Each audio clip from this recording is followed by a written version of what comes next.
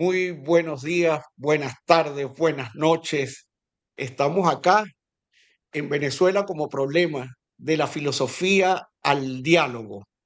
El día de hoy no nos puede acompañar nuestro gran amigo, maestro, el doctor José Rafael Herrera, bueno, porque tienen algunos problemas personales, pero yo les recomiendo que vean este programa, le den me gusta, lo compartan y sobre todo les, me dirijo a todas nuestras universidades del país, a los centros de investigaciones, a los de América Latina, porque hoy vamos a tener un extraordinario programa con un extraordinario investigador. Cuando digo extraordinario, estoy utilizando el vocablo en su sentido literal, fuera de lo ordinario. Para mí es un gran placer. Además, les digo que este va a ser un programa con una modalidad distinta, porque nuestros programas son de conversación, pero se conversa cuando tenemos una relación simétrica para conversar. Pero en este caso no tenemos una relación simétrica, sino asimétrica, porque estamos frente a un maestro. Entonces nos tenemos que comportar como tal, como discípulos, escuchar lo que nos va a decir el maestro. Voy a hacer una presentación quizás un poco larga porque después me voy a quedar callado escuchando al maestro. Usted sabe que tenemos como invitado especial, y para mí es un grandísimo honor tener a Leonardo Maldonado Salazar Blanco. Le dije todos sus apellidos porque el doctor Leonardo Maldonado Salazar Blanco pertenece a una familia que me siento pues muy honrado de estar con ella. Y Blanco porque su abuela era una de las personas que yo más he admirado en mi vida. Ella cumplía lo que decía Nietzsche. Nietzsche decía que el conocimiento era aristocrático. ¿Por qué? Bueno, es democrático porque todos podemos acceder al conocimiento. Es decir, todo el que me está viendo, estudio en una universidad, puede acceder al conocimiento. Pero es aristocrático porque solo muy pocos lo cultivan. En el caso que vamos a escuchar, es alguien que ha cultivado el conocimiento. Leonardo Maldonado es un honor para la Universidad Central de Venezuela, que aquí estoy tomando apuntes, ¿verdad?, de su currículum. Leonardo Maldonado es un honor para la Universidad Central de Venezuela que haya estudiado allí. Es un honor para la Universidad Católica Andrés Bello, que hizo su maestría en economía aplicada allí y se graduó summa cum laude. Después se fue a Estados Unidos. Allá hizo un micromáster en datos, economía y diseño de políticas en ese prestigioso instituto tecnológico de Massachusetts, el MIT, pero además hizo un PhD en la Universidad de Minnesota. Ya con ese currículum ustedes saben que no estamos hablando de cualquiera. Leonardo, si me equivoco, tú corrígeme después de la presentación con toda tu honestidad. Por lo que yo he podido entender, él es un pionero y quizás, no sé, creo que es el único en Venezuela en el uso de imágenes satelitales para recopilar datos económicos de los países. Piensen ustedes que en Venezuela no se tiene datos económicos fiables, por lo menos desde el 2017, con relación al Banco Central de Venezuela. No se tiene datos, por ejemplo, de toda la explotación que está en el arco minero. No se tiene ningún dato. No se tiene datos fiables, por ejemplo, con respecto a la extracción de petróleo. Su trabajo, el uso de estas imágenes satelitales es fundamental, no solo para el diagnóstico económico y para para tener datos fiables, aunque tiene que ser contrastados, pero son fundamentales para la construcción de una economía política hacia el desarrollo. Es decir, es fundamental este uso de imágenes satelitales, aunque no es un concepto nuevo, pero su aplicación se ha ido intensificando en los últimos años gracias al avance tecnológico y al acceso de grandes volúmenes de datos. Estas imágenes captadas por satélites que orbitan la Tierra permiten observar patrones de la actividad humana que tiene correlación directa con las variables económicas. Por ejemplo, la iluminación nocturna puede servir como indicador del consumo energético y por ende del nivel de actividad económica en una región. El análisis de las infraestructuras, de los cultivos agrícolas o del tráfico marítimo en puertos puede ofrecer pistas sobre el comercio. Leonardo ha adaptado esta metodología para estudiar países como Venezuela, por ejemplo, a través de la interpretación de estas imágenes. Podemos estimar indicadores como la producción agrícola, el estado de las refinerías petroleras, el movimiento de las zonas urbanas. Este enfoque no solo complementa los datos tradicionales, sino que también permite comparaciones internacionales, situando, por ejemplo, a Venezuela en un contexto global más amplio. De allí que sus investigaciones serían fundamentales. Y cuando le decía a los universitarios, sobre todo a mi gran amigo, el rector de la Universidad Central de Venezuela, el doctor Víctor Rago, a su equipo vicerrectoral y a mi gran colega de muchos años, la doctora Xiomara Martínez, que dirige todos los posgrados de la Universidad Central de Venezuela en este instante. Bueno, yo me ofrezco a darle los datos de Leonardo para que Leonardo contribuya a formar a nuevos investigadores, porque esto es sustancial para la Venezuela del porvenir. Por lo tanto, hasta aquí dijo mi presentación. Es un honor, me siento muy digno, orgullosísimo de el doctor Leonardo Maldonado. Bueno, Leonardo, muy buenos días. Muy buenos días, Jonathan. Mira, comenzamos el podcast mal porque me quedé sin palabras. No sé de qué vamos a hablar en todo este tiempo antes de esa introducción. Te lo agradezco mucho, palabras muy sentidas. Gracias por la invitación, por darme este espacio para brindar mi óptica desde el punto de vista económico, conversar un poco sobre lo que he venido realizando contigo y no solo contigo, con tu audiencia en general. Eh, Así que te agradezco mucho esa introducción. No soy el único, ¿no? que está tocando estos temas que señalaba.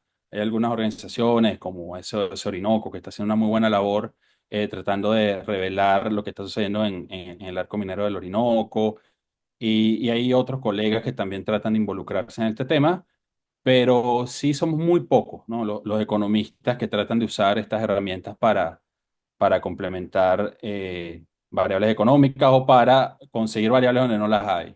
Ejem, quisiera echar un poco para atrás, ¿no? Yo, digamos, como bien comentaba, soy economista, me gradué en el año 2009, am, y ya desde ese entonces tuve la fortuna de trabajar en distintas investigaciones, em, desde mercado de créditos, tocando temas de mercados petroleros, de política ambiental, todas enfocadas en Venezuela, ¿no? Por supuesto, ahí no usaba estas herramientas que comentaba, imágenes satelitales ni nada por el estilo. Em, Luego tuve la oportunidad de que se me abrieran puertas en el exterior y gran parte de mi experiencia profesional ha sido fuera de Venezuela y ahí comencé a apoyar investigaciones que no solo involucran a Venezuela, sino a otros países en Latinoamérica. Luego en el doctorado, ya que comencé alrededor del 2018, fui cerrando nuevamente el panorama a países como el de Venezuela y también cerrando las metodologías que utilizaba, ¿no? Entonces mi interés fue centrándose a los temas de pobreza, de desarrollo sostenible y de análisis espacial. Y una pregunta inmediata es, digamos, ¿por qué nuevamente centrar la atención en Venezuela? Eh, y quiero resumirlo en tres grandes motivaciones, ¿no? La primera, creo que es una motivación que la academia no le, digamos, la academia le resta mérito, no le da mucha importancia. Sin embargo, creo que es una motivación válida, es que Venezuela es mi país. Así de simple. Y tengo el justo derecho y hasta diría yo a veces la obligación, ¿no? de escribir sobre mi país, ¿no? Y investigar mi país, a ver qué está pasando allí. Es una motivación que muy pocas veces se le da la importancia que merece. Pero esa es una de las grandes que me lleva a mí a hablar sobre Venezuela. Por otro lado, digamos, Venezuela en los últimos tiempos vivió un colapso económico increíble, de magnitudes extraordinarias para un país que no estaba en guerra, donde la producción interna bruta cayó sustancialmente, hablamos de más del 70%, donde aumentaron los niveles de pobreza, donde hubo hiperinflación, inflaciones estamos hablando de más de 1.000.000% al año, eh, y en el camino comenzó a haber opacidad en los datos que reflejaban las instituciones y los organismos desde Venezuela. O poca transparencia en los datos o simplemente no o dejaron de publicar datos. Entonces había un nicho de donde había que llenar, cómo darle respuesta a algunas variables económicas o a investigaciones si no habían esas variables económicas, ¿no? Am, y por otro lado, había muy pocas investigaciones para el caso de Venezuela, a pesar de que, como comenté, pasó por un proceso increíble de colapso y de caída en distintas áreas. Entonces, digamos, estas tres motivaciones me llevaron a centrar la atención en Venezuela y me fui dando cuenta que ante la opacidad de datos, la no presencia de datos, era necesario contar con herramientas que eran una respuesta rápida, pero de alguna forma que complementaran lo que ya había y me pareció fundamental irme involucrando en lo que es el análisis espacial y el uso de imágenes satelitales. Y para comenzar, quiero sembrar un contexto y me voy a permitir trivializar este tema. Eh, y quisiera partir de la idea de que es una imagen satelital. Y una imagen satelital se puede resumir en una representación visual de las características de una superficie o de un área. Una representación visual, así como cuando uno toma una foto. Solo que esa foto ahora se está tomando desde el espacio. Y es una foto que abarca una superficie, un terreno. Esa foto tiene características del terreno, de forma, digamos, los árboles tienen determinadas formas, las carreteras también, los edificios, los carros, eh, y también aparecen colores. Entonces, dados los colores, dadas las formas, dada la energía que está capturada en esa foto, es decir, las variables que capturan, esa imagen como tal, esa foto, cuenta con información muy valiosa. Y un primer eh, enfrentamiento frente a esa circunstancia, frente a esa foto, es cómo agarrar los datos que contiene esa foto en colores, en formas y en datos literalmente hablando de intensidad, por ejemplo, de luminosidad, de radiación, etcétera, que hacen que se capture esa foto, extraer esa información de allí. Y para extraer esa información de allí hay que hacer procesos técnicos engorrosos, hay que quizás eh, aplicar programación, etcétera. Cada vez se está haciendo más fácil por los avances tecnológicos y por el interés sobre el tema. Entonces ya hay mecanismos para cada vez extraer la información de manera más rápida. Pero si uno quiere tener un control de investigación sobre esos temas, pues se puede hacer algo complicado extraer esa información. Pero ese es el primer paso. Y una vez que se trae la información, analizarla, ¿no? Y ese es el otro paso. Uno como economista se enfoca más en ese segundo paso y entonces se trata de dar respuesta a distintos fenómenos económicos. El caso de Venezuela es fundamental. El uso de imágenes satelitales están allí al servicio de los investigadores para, como señalé, ser aplicado principalmente en países donde la información oficial por diversas razones, no está disponible o la que está disponible eh, habría que entenderla con que tiene poca claridad, ¿no? No son fiables, Entonces, pues. sí, poco fiable, ¿no? Y creo que Venezuela entra dentro de ese rango, ¿no? Am, a nivel del doctorado, como dije, fui centrando mi atención en Venezuela, en este uso de herramientas, y surgieron distintas investigaciones. Una de esas investigaciones fue sobre pobreza rural en Venezuela.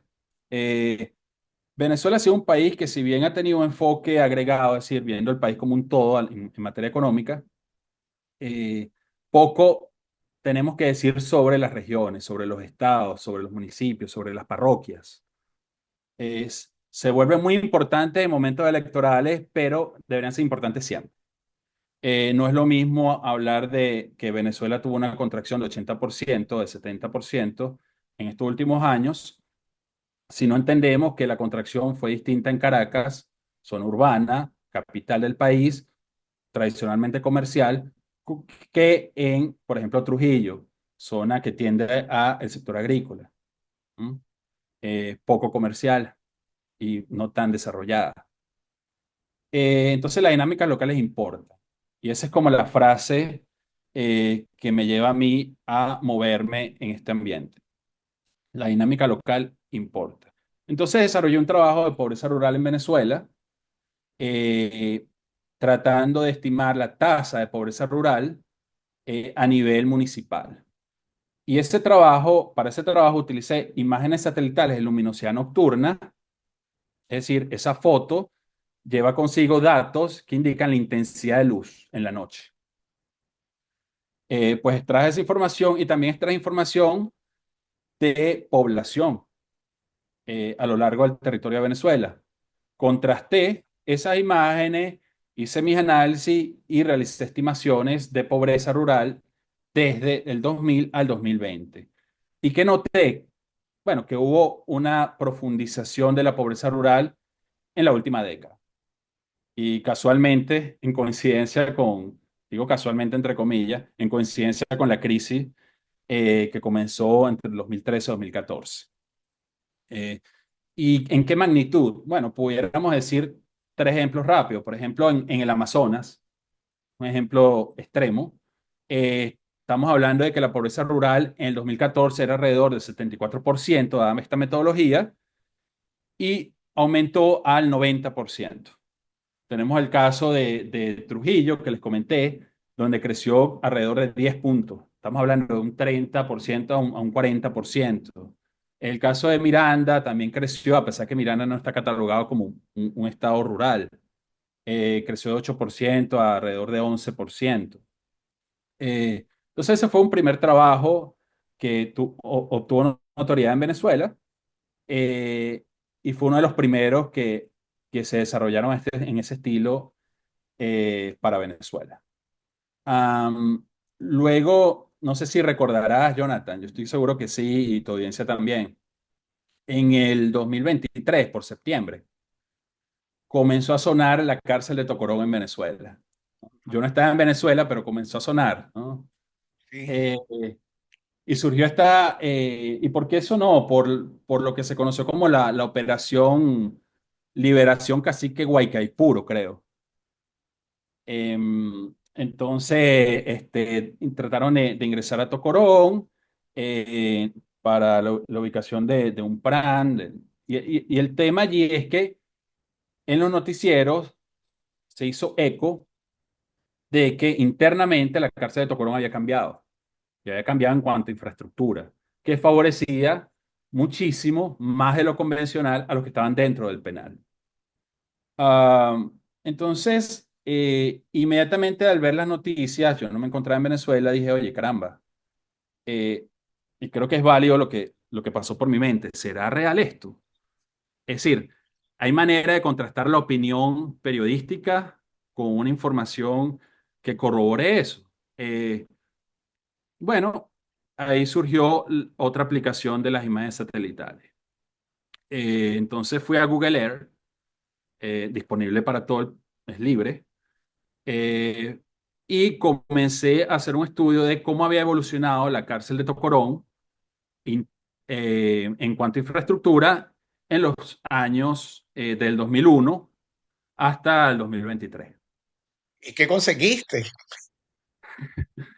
Lo que no es sorpresa para muchos, ¿no? Y es que efectivamente se corroboró la idea de que la infraestructura había cambiado drásticamente a partir del 2013-2014.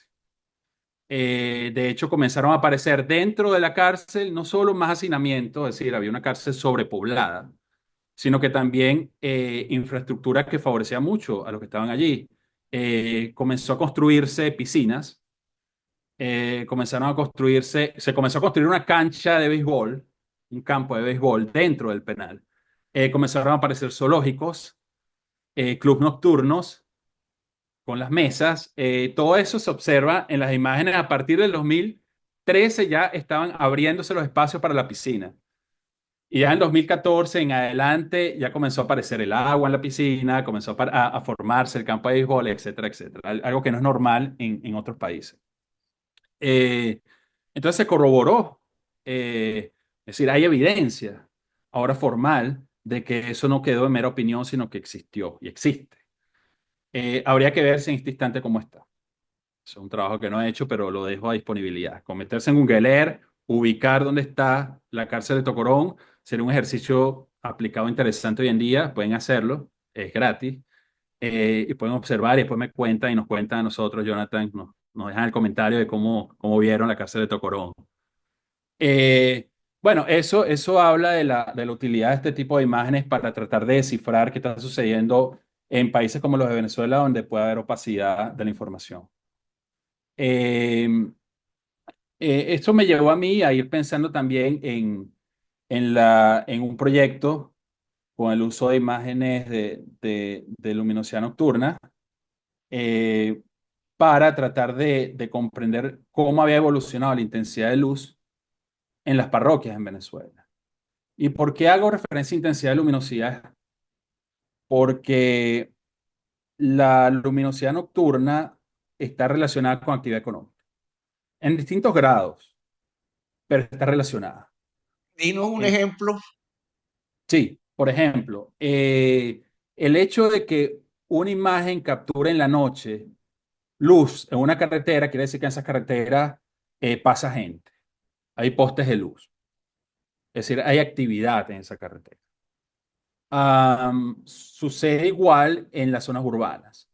Donde hay aglomeración de luz es porque pueden ser zonas constantemente relacionadas con el comercio en las noches, donde hay movimiento, donde tú ves estacionamientos con luces encendidas es porque esa zona está prendida, es decir, el establecimiento está prendido, tienen sus puertas abiertas para atender al público, en las industrias están en actividad.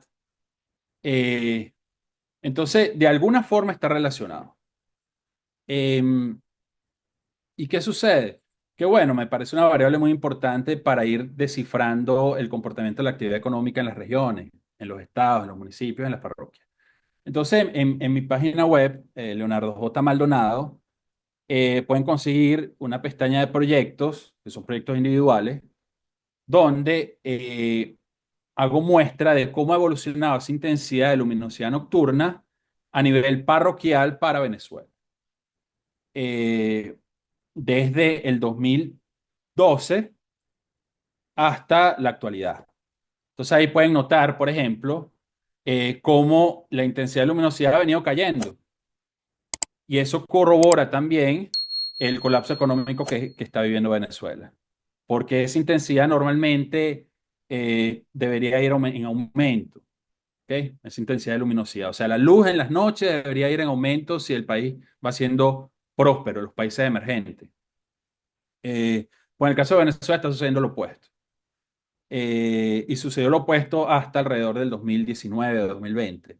Luego sí se ha notado que, y esto cambia dependiendo de la parroquia y del municipio, pero sí se ha notado que eh, algunos han notado, se ha notado cierta recuperación y en otros sí en caída, etcétera. Entonces también invito a la audiencia a, si quieren jugar un poco y entender mejor cómo ha evolucionado la luminosidad nocturna en su parroquia, pueden ir a la página y pueden ver los gráficos, ¿no? Respectivos. Am, claro, Dime qué parroquia, por ejemplo, o sea, o qué estado fue el peor, si recuerdas. inmediatamente te puedo decir el caso del municipio Libertador de Caracas. Inmediatamente, tú notas en el municipio Libertador cómo hubo una caída muy importante, a pesar de ser zona urbana, de la intensidad de luminosidad, hasta alrededor del 2019-2020, y luego si vas viendo una leve recuperación, ¿no? No tengo explícitamente tablas que ranqueen, eso es un buen comentario y se pueden colocar, pero el que tenga un interés con una parroquia en particular puede ver cómo ha venido cambiando esa intensidad de luminosidad. Por supuesto, estoy trivializando el tema, ¿no?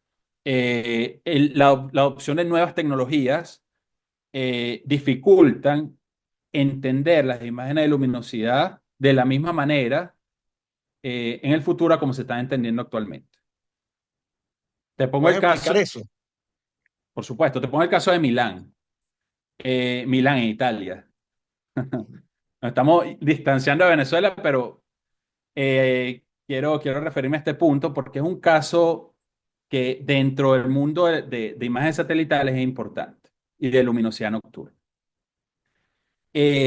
Milán en el 2015 tomó por decreto asimilar nuevas tecnologías en las calles, en los postes de luz y demás. Y crearon tecnología o fueron promoviendo el uso de tecnología LED para iluminarse en las noches. Ese tipo de tecnología no es capturada por el satélite actualmente. Entonces, en la noche está alumbrado Milán, pero el satélite, la foto, no está capturando esa luz. Pero eso por la adopción de nueva tecnología. Entonces, si tú observas históricamente el comportamiento de la luminosidad en Milán, ¿qué notas? Que a partir de 2015 viene cayendo. Y un ojo inexperto diría, bueno, pero esa caída se debe a que Milán está contrayéndose, a que hay poca actividad económica. Y no necesariamente es el caso. Es porque hubo un salto tecnológico y se adoptó, y Milán tomó la decisión de adoptar una nueva tecnología para alumbrarse.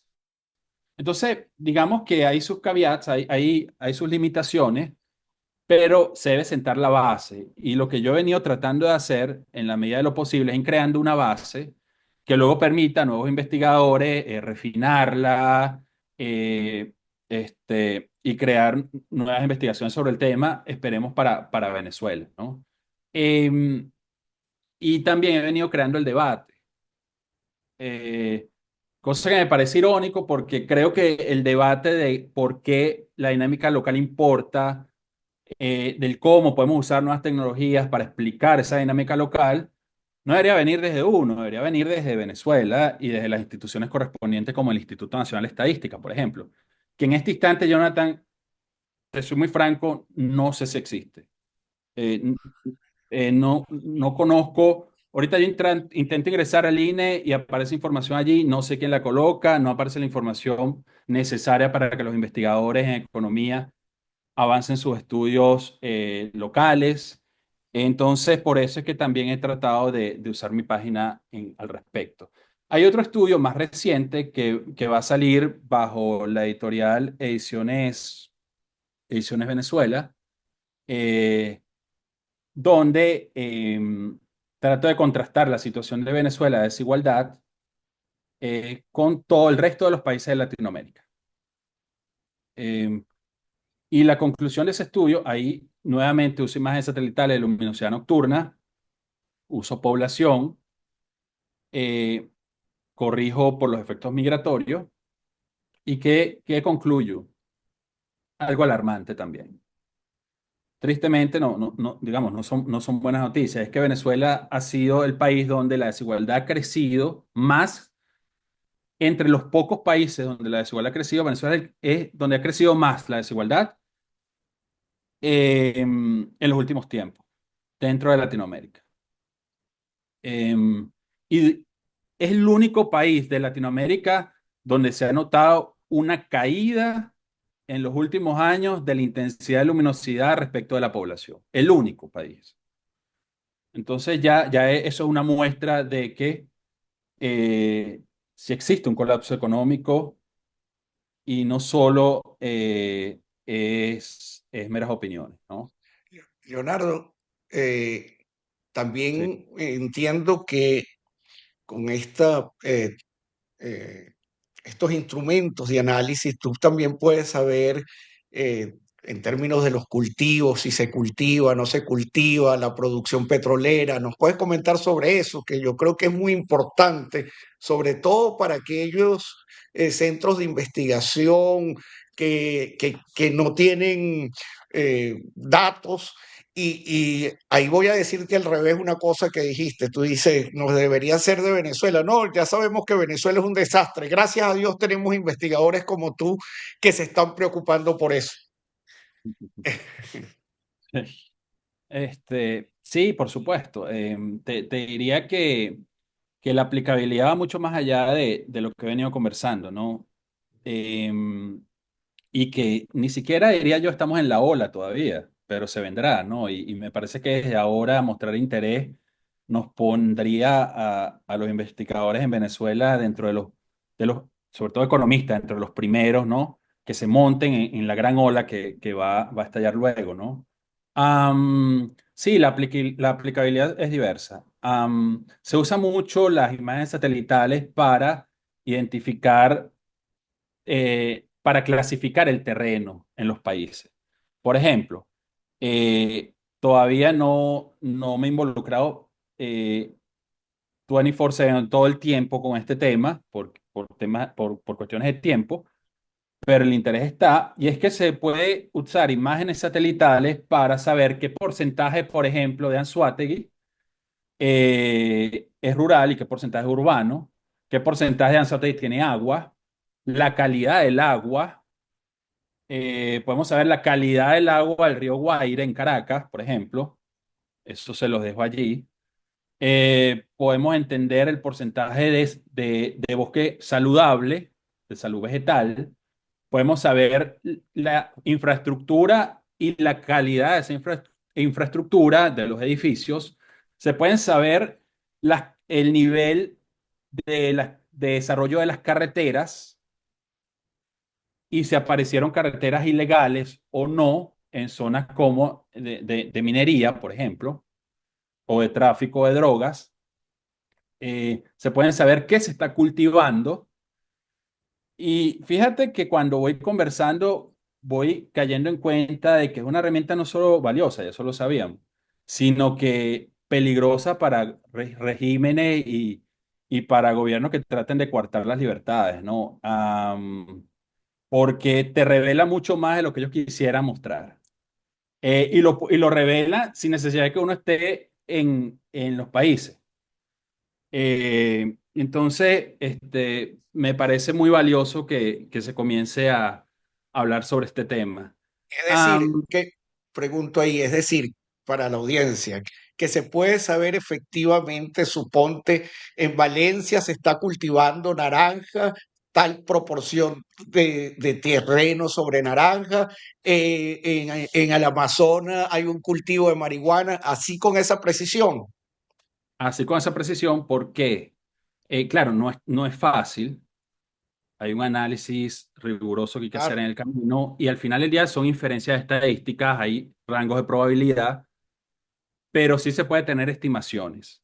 Y se pueden tener esas estimaciones bajo distintas metodologías, pero el por qué es relativamente sencillo. Porque cada mata de café, por ejemplo, eh, este, una mata de café es distinta a un árbol, ¿no? Y la forma del árbol es distinta a un sembrarío de maíz. Entonces, sin entrar, no quisiera entrar en muchos detalles técnicos, pero cuando la luz se refleja de manera distinta y por lo tanto, de esa forma distinta la captura un satélite. Am, entonces, y los colores también son distintos. hay distintas maneras de combinar la información que guarda la imagen de un satélite de tal forma que priorice colores, que aparezcan, por ejemplo, de color blanco, gris, las zonas que son los edificios, por ejemplo, y que aparezcan de color negro, zonas de agua, que aparezca con matices rojos, por decir algo, zonas de minería ilegal o cicatrices de minería. Bueno, eso se puede hacer con imágenes satelitales. Todavía, repito, no hay investigaciones que vayan con tal profundidad para Venezuela. Es un nicho y un espacio que invito, comencemos a explorar, pero cuando tú vas a la literatura, ya hay estudios que se han realizado al respecto y cuando te vas a la teoría, es totalmente factible. Pero en otros países sí han hecho ese tipo de investigaciones.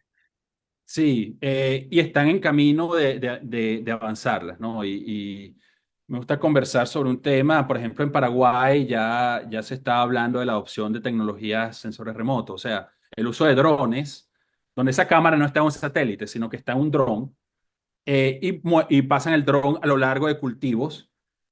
Y luego y esa información que capta la imagen del dron ayuda a monitorear los cultivos. También ese dron hace el riego respectivo, eh, y eso permite una mejor toma de decisiones en cuanto a política agrícola.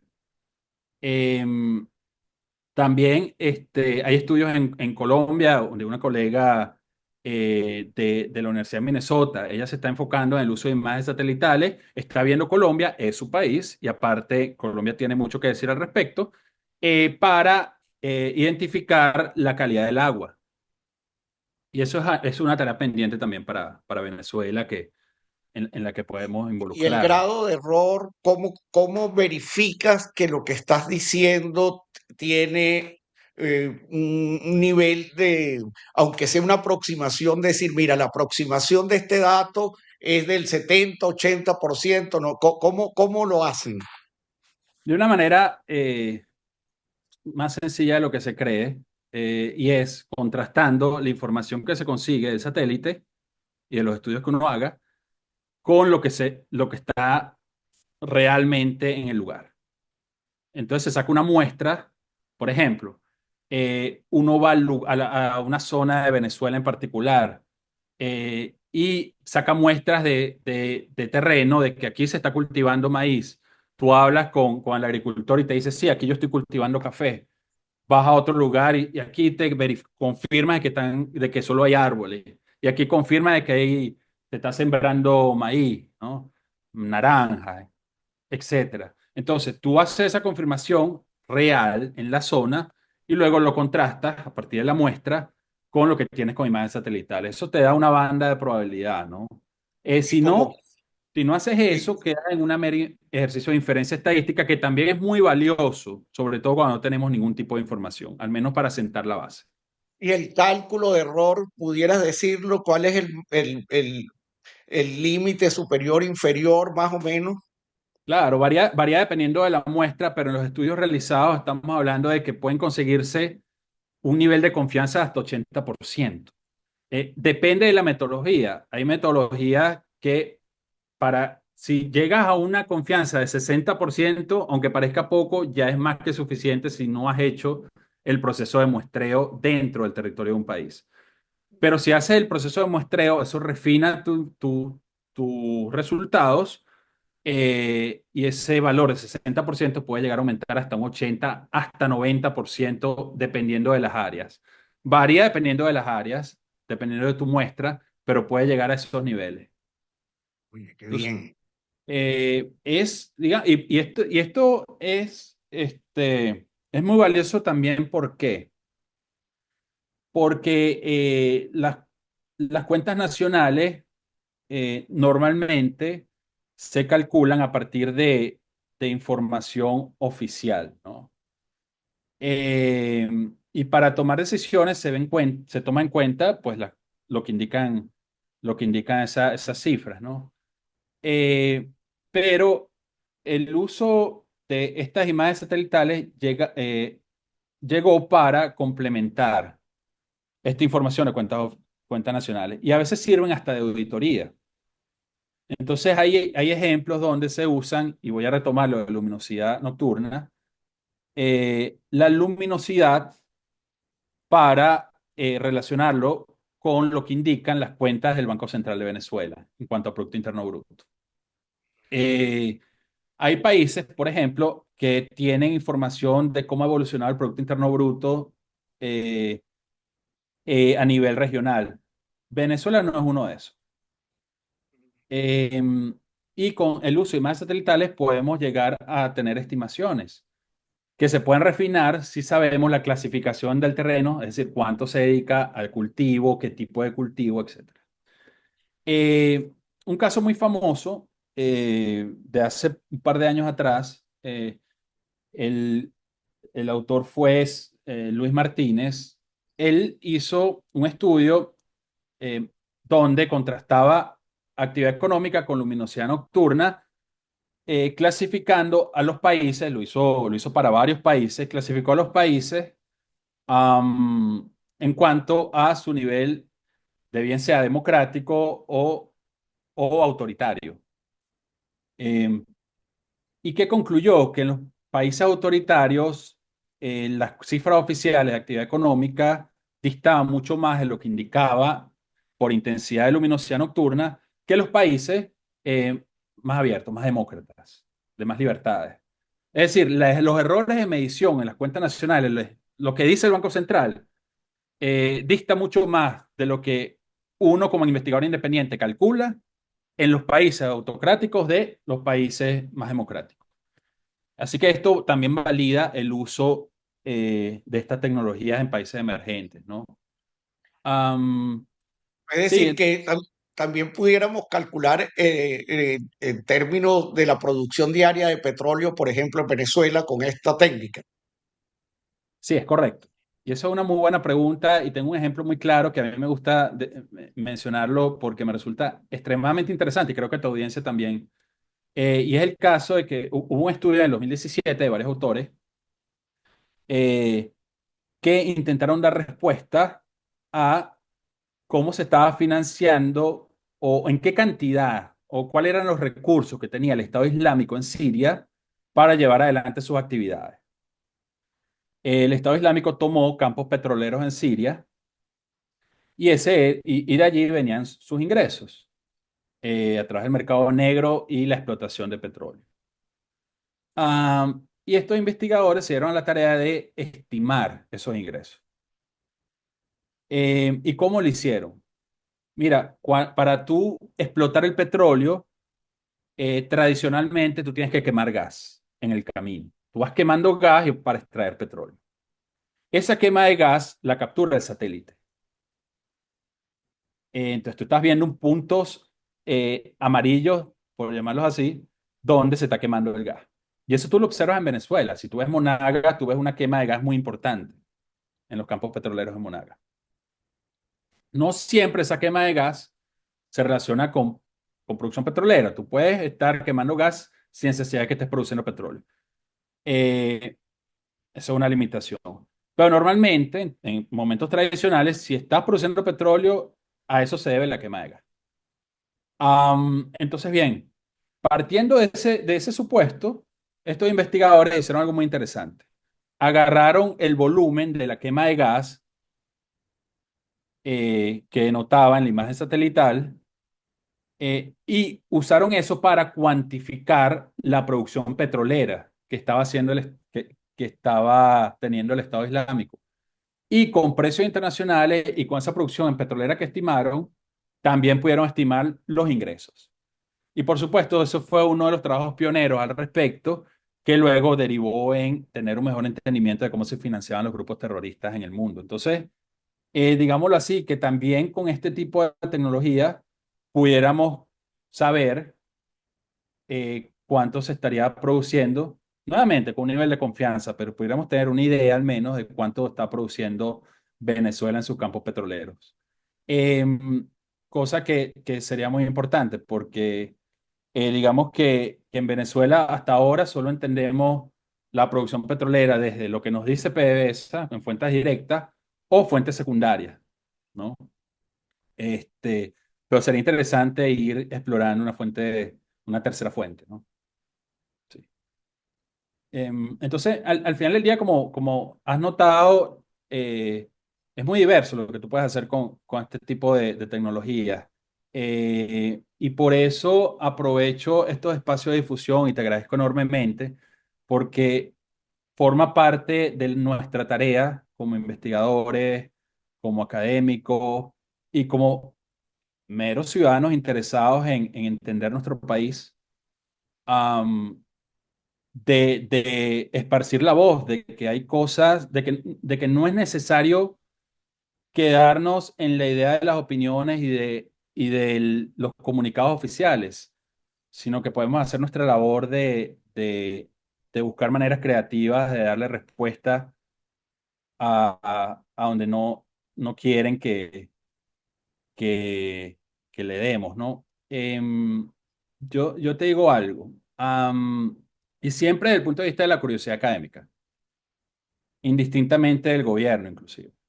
Claro, Eh, Hoy en día, la apertura tecnológica es tal y el alcance de la tecnología eh, es, es tal que cualquiera con cierto interés y capacidades analíticas y de capital humano puede poco a poco irse eh, metiendo, ¿no? en el análisis de este tipo de, de temas que estamos conversando.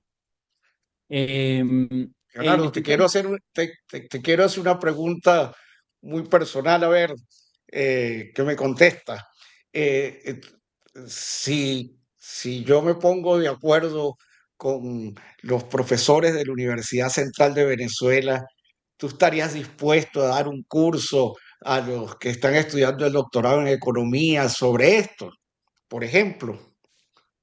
por supuesto, para mí sería un honor. Esa es la idea, hacer un poco de escuela y sembrar el interés, ¿no? Y yo creo que el país lo amerita. Así que para mí sería todo un gusto, un honor.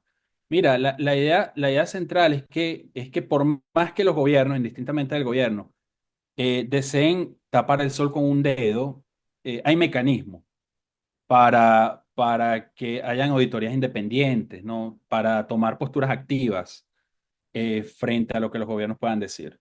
Aunque trate de colocar un domo para que nadie vea lo que está dentro, ya están surgiendo tecnologías que por sensores de calor pueden ver lo que hay más allá del domo. Entonces, por supuesto, a regímenes un poco más autoritarios les tiembla un poco el pulso al escuchar eso, pero es la verdad, ¿no? Y, y llega un punto donde investigadores que tengan entendimiento sobre estas tecnologías eh, avancen. Y cuando avancen, van a surgir muchos documentos en revistas arbitradas y demás que soporten temas de investigación nuevos. Y en Venezuela, la explosión de este tipo de tecnología sería drástica, sería dramática y ayudaría muchísimo a la toma de políticas públicas, esté el gobierno que esté. Por supuesto, quiero dejar el mensaje de que hay colegas míos que están muy interesados ya y han mostrado el interés para avanzar en este tipo de temas. Algunos están avanzando y próximamente sacarán documentos. Como les dije, hay organismos que sí están colocando la lupa en determinadas áreas del país, cosas que celebro. Y la idea es seguir creando el debate, ¿no? Y que la sociedad dentro de Venezuela entienda que hay personas que nos estamos formando fuera del país, no necesariamente para alejarnos del mismo, sino para acercarnos aún más y para que el día de mañana, si las circunstancias cambian, podamos también dar nuestro grano de arena. Y si las circunstancias no cambian, que digamos, no es para, para que caigamos en el desespero, pero mientras las circunstancias no cambien, pues seguimos formándonos. Y Bueno, aunque esté desde afuera, estaríamos tratando de reducir esos espacios de investigación, ¿no? De esos yo vacíos. creo, yo creo y voy a darle este mensaje sobre todo a los dirigentes políticos. que buscan financiamiento, que yo creo que para repensar el país con unos datos precisos, qué importante sería que el doctor Leonardo Maldonado dirija un equipo de investigación al respecto, transdisciplinario, donde se incorporen politólogos, sociólogos, economistas, porque efectivamente el trabajo de investigación, si bien es cierto, es solitario, se maximiza cuando trabajamos transdisciplinariamente. Bueno, para terminar, Leo, ¿qué mensaje quieres cerrar esta exquisita y bellísima conversación que hemos tenido? Más bien tu exposición con pocas preguntas mías. No, quisiera que se entendiera que las imágenes satelitales están hoy día al servicio de la recuperación de Venezuela, eh, que las dinámicas locales importan.